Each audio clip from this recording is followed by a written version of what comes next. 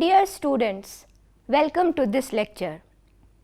Today we are going to discuss the critical evaluation of multiculturalism. We will also discuss the discontent with identity politics in contemporary times. Further, we will assess the criticisms posed against the works of prominent multiculturalist thinkers like Will Kimlicka and Bhikhu Parekh. The main objectives of this lecture are to understand the criticisms against multiculturalism, to comprehend the problems associated with identity politics, to assess the criticisms posed against the works of Kimlicka and Parekh, and lastly, to appreciate the continuing need for multiculturalism despite all objections. Dear students, before discussing the criticisms against multiculturalism and identity politics, let us first quickly revise what identity politics and multiculturalism are to understand better why they are misunderstood.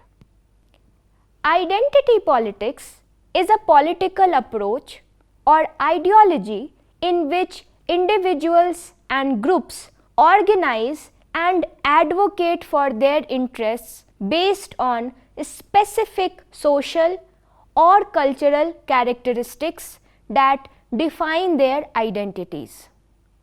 Identity politics is characterized by several key features that distinguish it as a distinct political approach. Number 1. Focus on identity. Identity politics revolves around the idea that individuals' social and cultural identities are central to their experiences and perspectives. It emphasizes the significance of factors such as race, gender, sexual orientation, ethnicity, religion, or other identity markers in shaping people's lives. Number 2. Intersectionality.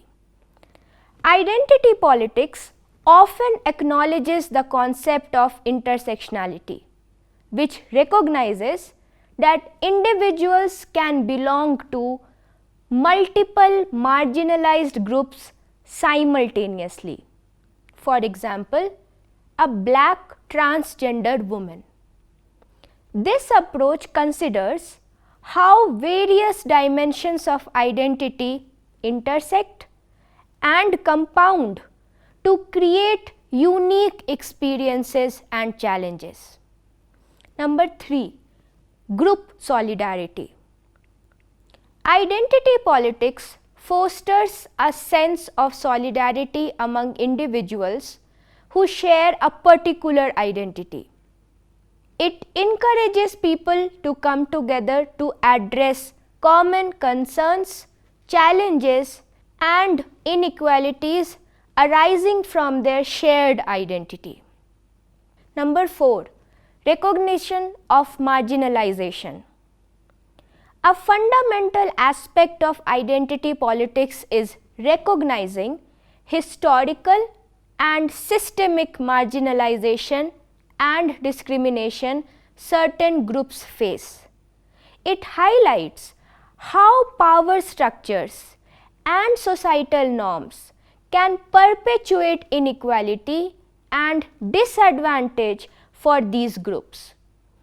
Identity politics emphasizes the importance of representation and visibility for marginalized identities in all spheres of society, including politics, media, and cultural institutions. Number 5. Advocacy for equality and justice. Identity politics aims to achieve social, political, and economic equality for marginalized identity groups. It advocates for policies, reforms, and changes that address these groups' specific needs and concerns, seeking to rectify historical injustices. Identity politics often questions dominant narratives that may marginalize or overlook the experiences of particular identity groups. While identity politics often focuses on specific identity groups, it can also be inclusive and encompass various identities and experiences. It promotes diversity and challenges the idea that one size fits all in terms of policy and societal norms. This commitment to safeguarding diversity leads identity politics into the domain of multiculturalism. Dear students, let us now revise what we have learned about multiculturalism. Multiculturalism first emerged as a theoretical stance through the activities of the Black consciousness movements of the 1960s, primarily in the USA. The late 1960s and early 1970s witnessed growing political assertiveness amongst minority groups. Apart from increasing assertiveness amongst established minority groups, multicultural politics has also been strengthened by trends in international migration since 1945 that have significantly widened cultural diversity in many societies.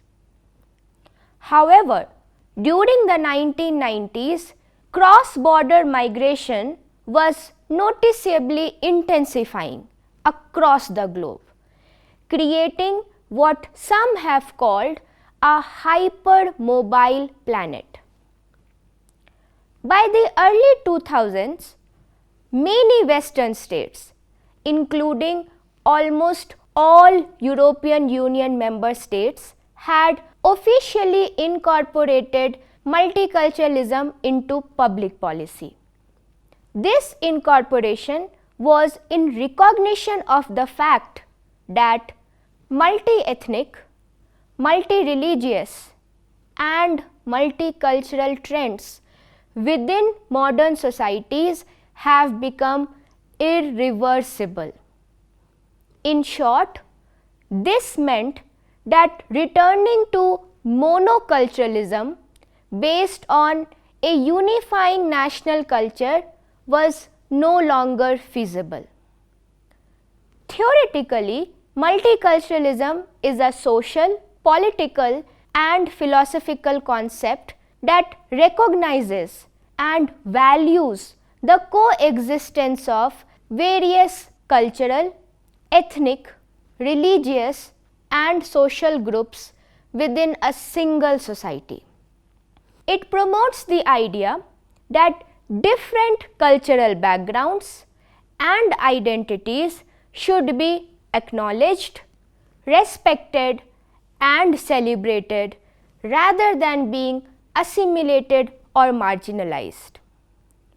Multiculturalism seeks to create an inclusive and harmonious society where individuals from diverse backgrounds can interact, share their traditions and contribute to the overall cultural tapestry.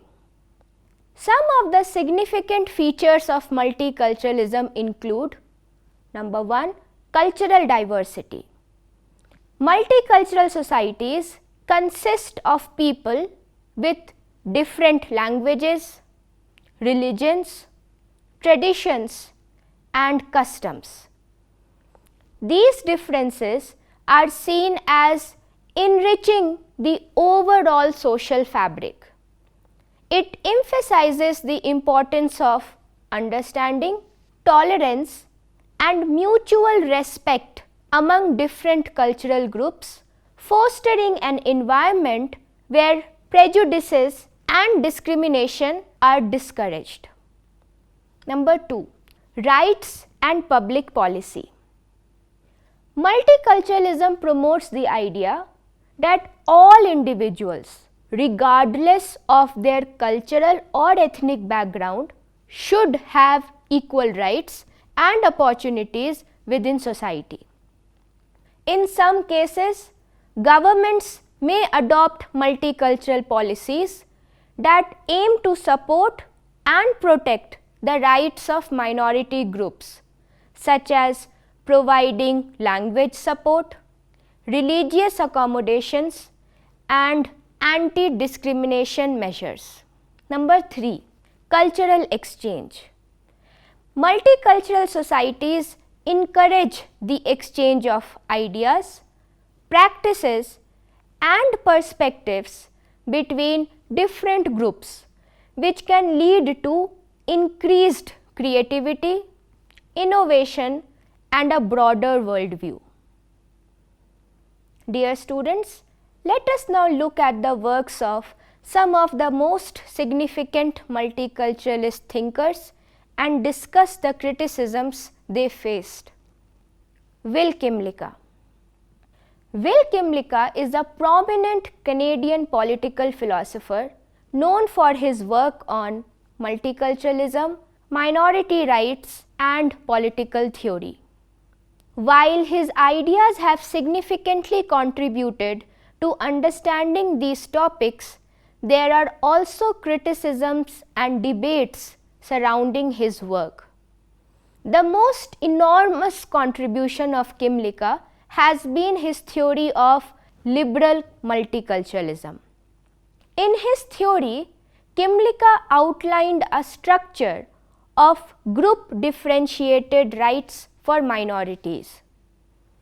As was expected, his views on minority rights and group rights, or what he referred to as a model of multicultural citizenship, were deeply frowned upon. The debate around minority rights, in particular, has been highly controversial. The first criticism is that because minority rights address the special needs of particular groups, they have been criticized for blocking integration into the larger society. Kymlicka's support for certain group rights has been criticized for promoting a form of multiculturalism that encourages groups to retain their distinct cultures, potentially hindering the integration and assimilation of minority groups into the broader society. The issue of veil, as worn by some Muslim women, has attracted particular attention in this respect. The second criticism is associated with positive discrimination. Positive discrimination has been criticized by members of majority groups who believe it amounts to unfair discrimination. There are concerns that favoring some groups over others can potentially intensify societal divisions. Positive discrimination has also been criticized by some members of minority groups who argue that it is demeaning and possibly counterproductive because it implies that such groups cannot gain advancement through their own merit and efforts. The third criticism addresses the debate around the complicated issue of offense and the alleged right not to be offended. This argument especially concerns religious groups that consider certain beliefs sacred and therefore particularly deserving of protection. To criticize, insult, or even ridicule such beliefs is seen as an attack on the group itself, as was evident in protests against the publication of Salman Rushdie's The Satanic Verses. As a result, states such as the UK have introduced laws banning expressions of religious hatred. However, such rights have major implications for traditional liberal rights, especially the freedom of expression. Lastly, there is an inevitable tension between minority or group rights and individual rights. One of Kymlicka's key contributions is his argument in favor of granting certain cultural groups specific rights, such as autonomy or special representation. Critics argue that these group-based rights can potentially undermine individual rights and lead to unequal treatment based on group identity. Out of the fear of losing the individual in the group, some critics have gone as far as to question whether individuals have the right to opt out of a culture or opt in to a culture. Despite all objections to his ideas, Kymlicka's theory of multiculturalism is celebrated as the best defense of liberalism against multiculturalist and communitarian attacks. He has single-handedly combined the features of liberalism and multiculturalism without compromising on the core principles of liberalism. Dear students, let us now look at Bhikhu Parekh. Bhikhu Parekh is a prominent political philosopher known for his work on multiculturalism, identity, and democracy. While his ideas have significantly impacted these fields, there are also criticisms and debates surrounding his work. Parekh has been a vocal supporter of cultural exchange and mutual understanding between different cultural groups. He has highlighted the role of education in facilitating intercultural awareness. He has advocated for an educational system that equips individuals with the knowledge and skills required to engage with diverse cultures and foster intercultural empathy and respect. However, a lot of critics have found this intercultural approach problematic. According to them, multiculturalists risk blurring the contours of group identity and creating a kind of pick and mix melting pot society in which individuals have a shallower sense of their own social and historical identity. As people learn more about other cultures, the contours of their own culture possibly become blurred. Another criticism targets Parekh's support for multicultural rights and recognition of cultural diversity. This criticism is coming from the fear of cultural relativism.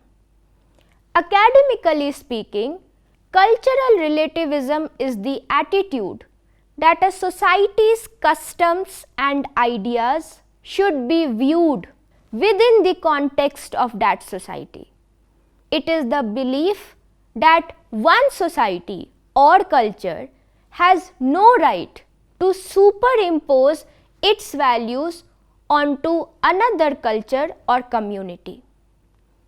Critics contend that a strong focus on cultural diversity can lead to cultural relativism, where all cultural practices are considered equally valid, regardless of whether they might conflict with universal human rights or other ethical standards. This criticism comes from the larger debate between the problem of universality and cultural relativism. Another similar criticism is regarding the clash of values. Multiculturalism can bring different cultural values into conflict, particularly when those values contradict each other. This contradiction can lead to tensions over issues like gender equality, freedom of speech, and religious practices. An essential part of Parekh's theorization is his idea of belonging between citizens coming from different cultural groups. According to Parekh, a multicultural society needs a sense of belonging among its citizens. This sense of belonging is political in nature and is based on a shared commitment to the political community. However, critics argue that emphasizing cultural differences can lead to social fragmentation and hinder the development of a unified national identity. They express concerns that multicultural policies might segregate communities rather than promote a shared sense of belonging. In some cases, multiculturalism has been accused of unintentionally promoting segregation by allowing communities to remain isolated and self-contained, preventing meaningful integration and interaction between different groups.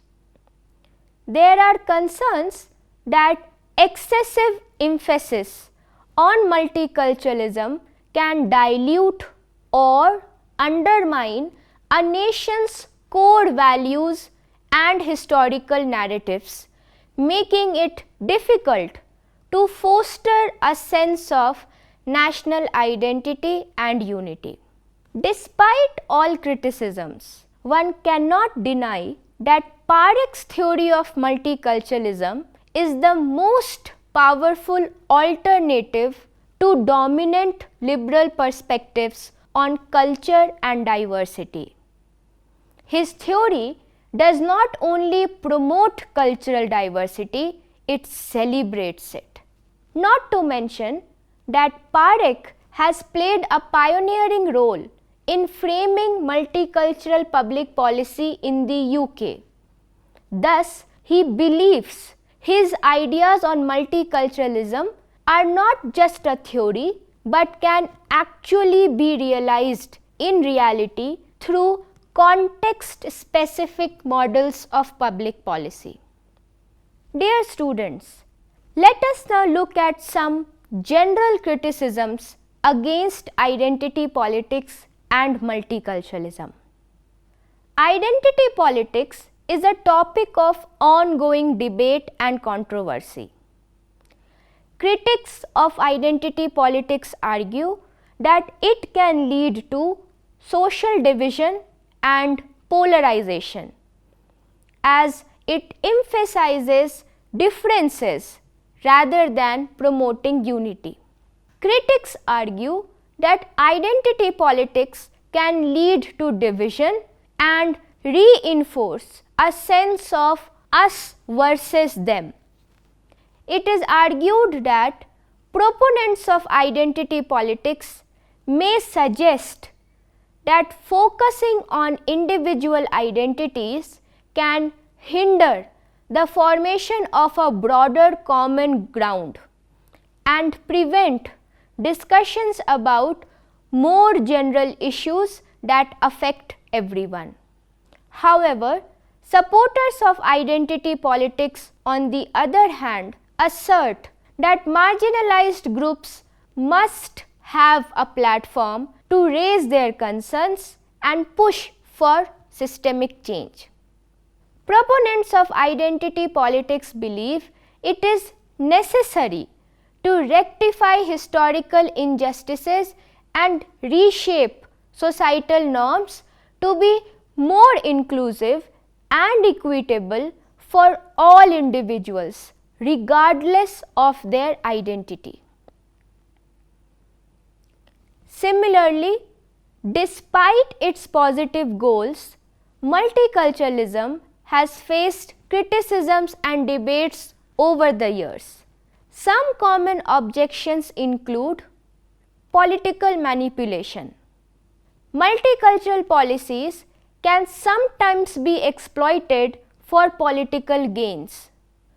Politicians might use identity politics and cultural differences to create divisions and secure support from specific ethnic or cultural groups. Lack of integration. Some critics argue that multiculturalism can lead to insufficient integration of immigrants or minority groups into the broader society, preventing them from fully participating in the economic, social, and political life of the country. Security and extremism.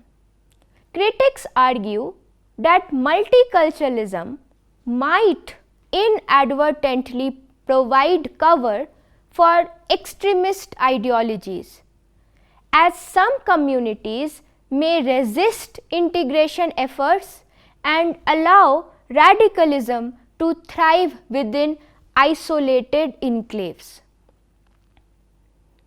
However, despite all criticisms and objections, the need for identity politics and multiculturalism has never been greater than today. Let us discuss the continued relevance of the ideologies and public policies related to multiculturalism. It is essential to recognize that the need for multiculturalism is context dependent and can vary based on each society's specific challenges, opportunities, and historical factors. While it has its critics, multiculturalism continues to remain an important concept for fostering inclusive and harmonious societies in an increasingly interconnected world. The need for multiculturalism arises from several important considerations in today's globalized and diverse world.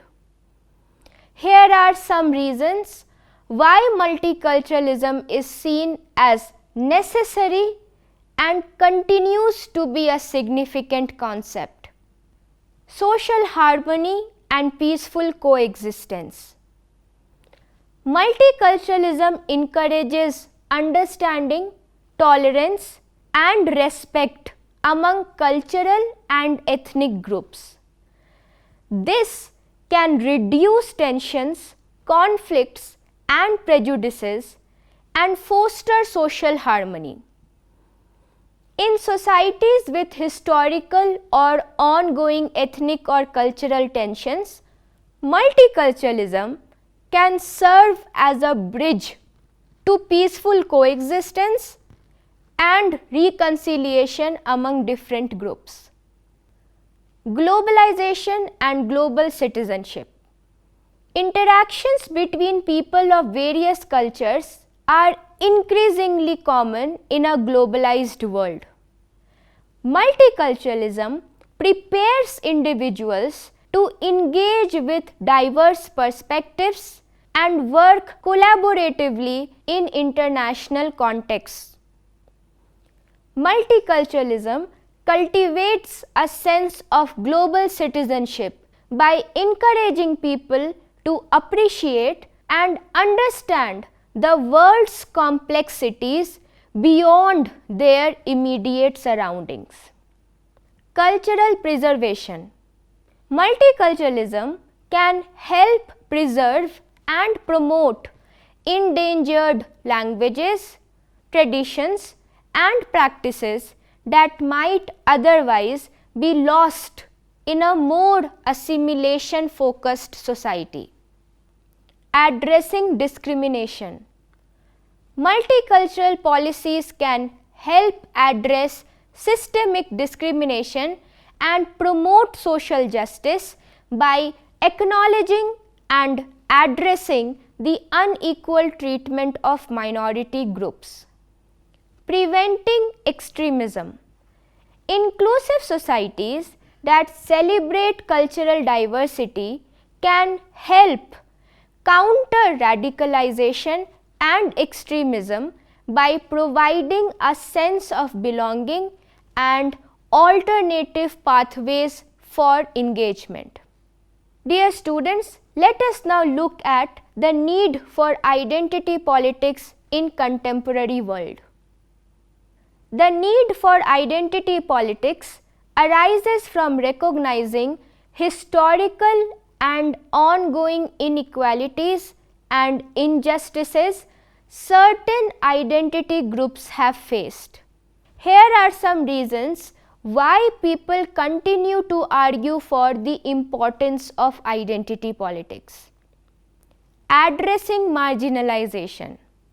Identity politics provides a platform for marginalized and oppressed groups to raise awareness about the challenges they face due to historical and systemic discrimination. It gives voice to those who have been historically silenced or overlooked. Correcting historical injustices. Many identity groups have faced centuries of discrimination, exclusion, and disenfranchisement.